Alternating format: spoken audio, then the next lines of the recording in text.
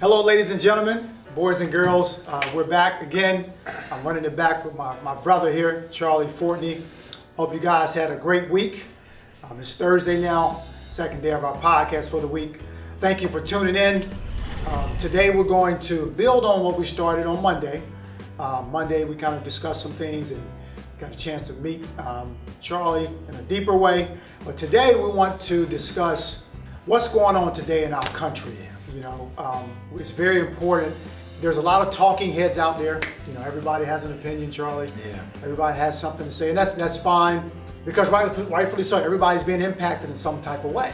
You know, everybody has a perspective, experiences, background. So, but today we just want to take some time and to just kind of discuss our thoughts based on, you know, our experiences, but more so what we feel in our heart, what we believe solutions, what are the necessary solutions to the climate, the tension, and so forth. So, Charlie, you want to say hi to the people again? Yeah, hello, and I'm glad to be back. And I'm glad to have my Let's Breathe Together t-shirt on. I just feel like that's a great theme.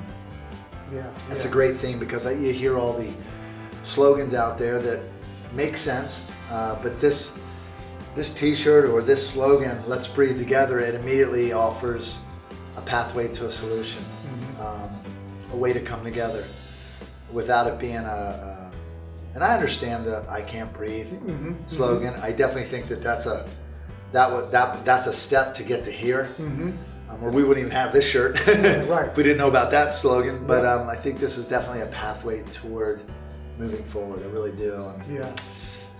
Yeah. So I'm going to start off, you know, just in light of what's happening, Charlie. You know, the George Floyd situation, what happened, the different things that led up to that, the different police brutality. A lot of this has steamrolled out of the police brutality. Okay. Yeah. Towards African Americans, and rightfully so. We've seen different incidents that have taken place. But it seemed like the George Floyd incident just sparked the whole. It was the straw that broke the camel's back. It seems like. So, we'll just start with it. What were your thoughts, reactions? You and I have already talked about this off camera, but what were your thoughts and feelings when you viewed that and just saw what was being presented, the perspective, you know, to America? Well, first off, for quite a while now, I'm glad to have this podcast because it's been, a month now since that happened. And just everything inside of me, every part of me that has processed this, as I've listened, like everybody else, watching YouTube videos, looking up statistics, just trying to figure out what is what here, you know? Everything just has had me in a place of being pretty silent, like pretty quiet. Almost like you don't want to say anything unless you know what you're saying actually can be read the right way, can be understood for what it is and not be taken the wrong way, or you want to even know your own intentions. Like it's like, this has been a self-check for a lot of people. One of the things that, and this is probably a good perspective for people to have, one of the things as someone who's white, Caucasian, immediately when I saw that, I had a fear inside of me that represented me, or that represented white people in general. Like I was disappointed that represents a greater group of people, because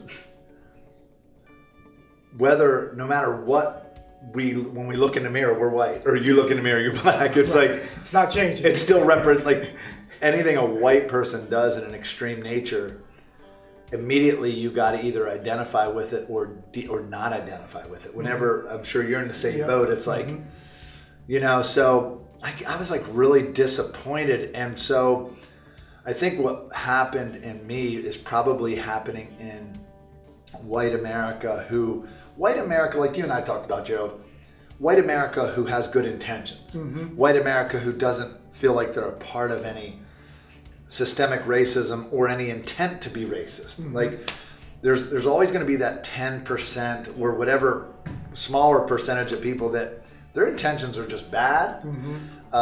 Whether you call them the KKK or the extreme one way or the other. And then there's folks that we see on TV that aren't representing Black Lives Matter well. They're not representing the cause of the African American community to want to see justice. So you got to look at that, and it would be wrong to like see any kind of vandalism and stuff like that to go, oh, that's what black people think. That's not what black people think. Right. Yeah, that's a good point. And it would be wrong for like so as I'm analyzing this I'm naturally analyzing this through the eyes of white America, saying, no, that's not who we are. But then you stop and you think and go, is that who we are? Is that who we are?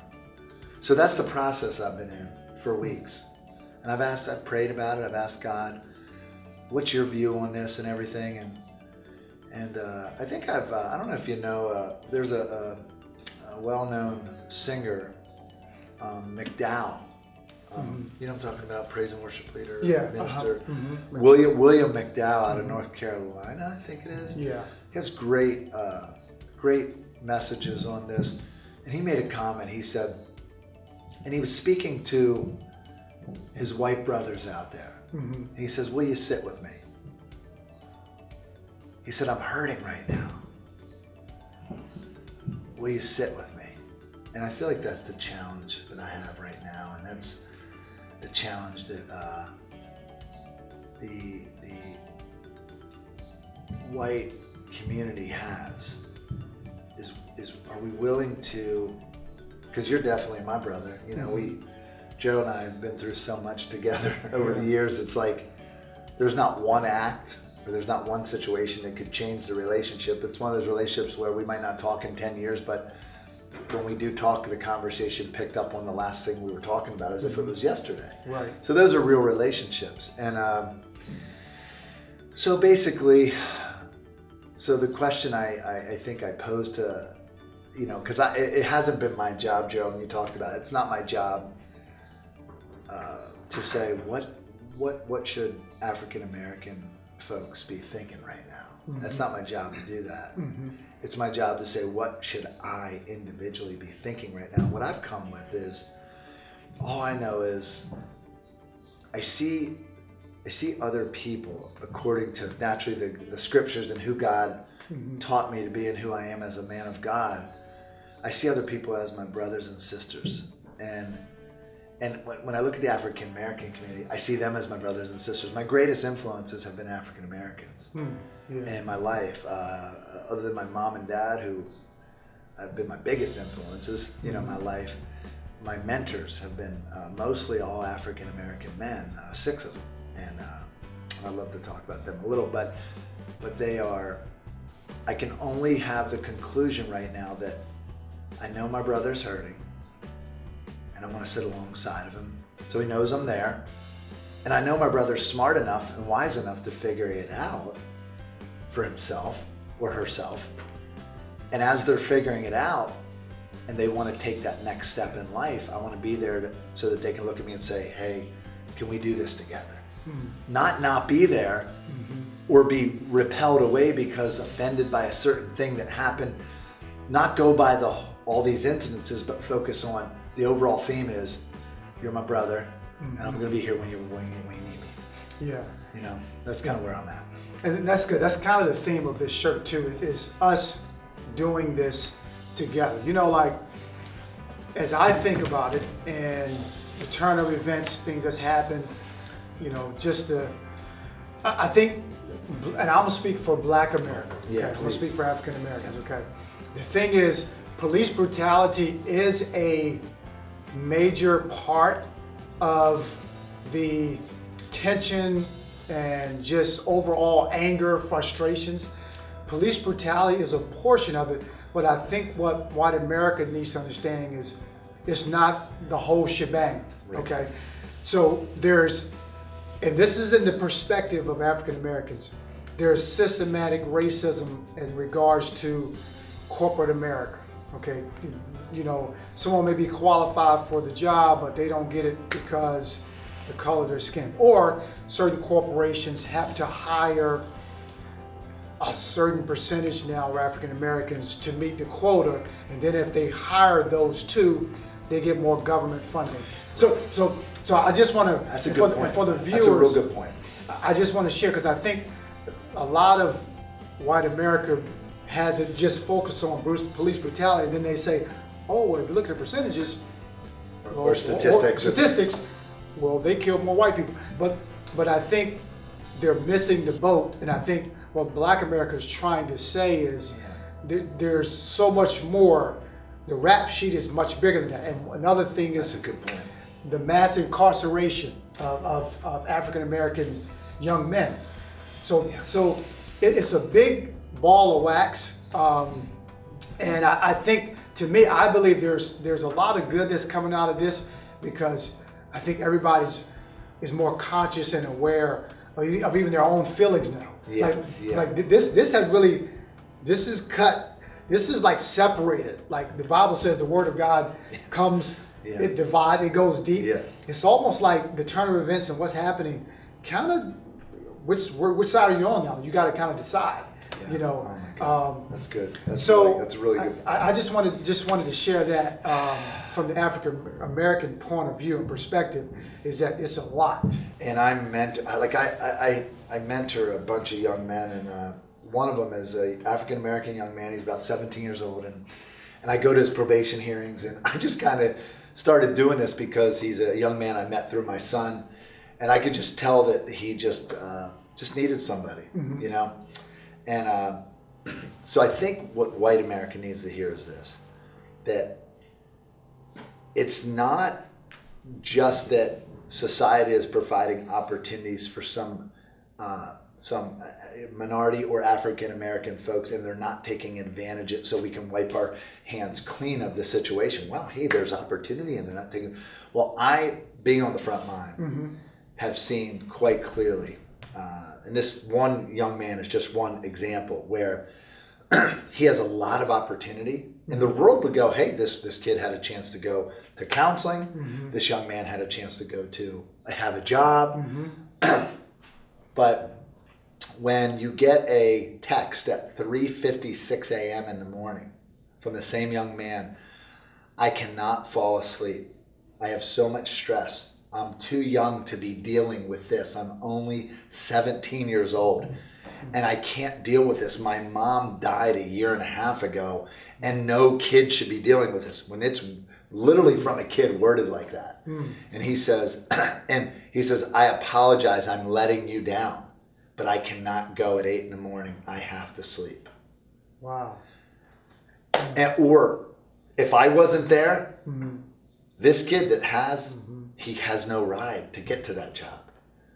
And that job is 3 miles away. Like, and this is what people don't understand is society has to not only provide opportunity, but they need to come alongside. Yes. And say, okay, we gave the opportunity, but now how can we help you become successful? Because you, young man, and your culture don't have all the same opportunities to get the follow through to get the job done and be successful. And I think that's the reflection. That's the reflection I have, is that there's so much more follow through that society can do for people that are in need in these situations. Yeah, and as you know, Charlie, so we're going to wrap it up here shortly. But as you know, Charlie, with the organization, the 3-Star Foundation, which you founded years ago, and I served working together. We actually working together. We always do.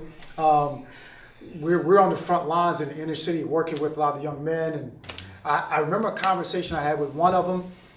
He's from inner city Harrisburg.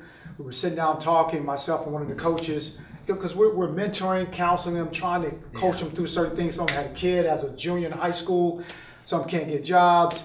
Some on the streets. Some are taking care of their siblings. They're 14. They're taking care of their siblings. Mom is working till 12 o'clock. Dad is locked up. These are systematic situations that these young people are growing up in. Okay, so I sat down with him, and we're going to end with this story here. We was talking. This young man said, because we knew he was selling drugs. Okay, we knew he was into that. So we had a conversation with him. We sat down, and I was just asking him questions. And this is what he said to me. He said, Coach G, he said, I really don't want to sell drugs. He said, but I got to help put food on the table. And he had tears in his eyes, and he started to get emotional. He said, I want the Jesus you're talking about. He said, I want that Jesus, but I got to put food on the table. Yeah. So this It's is a why reality. Yeah, it's a reality. I got to sell drugs to make money so we can eat, my brothers and sisters. So these situations, when you can't just sit back and look at it from a perspective, well, they got the same opportunities as everybody else. Yeah. The thing is, there's so much stacked against them, okay, that the infrastructure, there's no structure. So we got to be mindful of that as we move forward. Again, we want to talk about solutions today. Charlie and our solution, we've been doing a lot of things together, but we want to encourage you, all of our viewers, whether you're Hispanic, whether you're Black, whether you're Asian, white, we want to encourage you to do your part. Extend today. Listen more than lecture. Yeah. Let's listen more and do less lecturing and trying to get our point of view across. But let's listen with our heart, because there are people who are hurting who need us. And the best perspective change for me as a white American was to try to get on the front lines with just one child, one kid, one family who's, no matter what race, but that's in a tough situation. And then all of a sudden you'll start to now understand why. It changes the way, it throws statistics out the window. Yeah. And you'll realize it comes down to one basic key need that every human has, and that's love. Unconditional love. To love them, to help make them know, help them know that they're cared about. Yeah. They're cared about. A lot of people don't know they're cared about, and it's really causing really a low self-esteem reaction in society, is my opinion. Yeah. Thank you, Gerald, for really helping bring this out. I really appreciate it. Well, thank you for coming on, man. We got to do this again. Let's do another one. Thank you again, all you tuning in today. Hopefully you gained something. Hopefully something we shared, you can take with you. Appreciate you watching again. Don't forget to follow my page, Drummond International. We'll wrap it up now. Hope you have a great end of your week and into your weekend. We'll see you next week. Remember that somebody is depending and waiting on you to step up. Have a good day.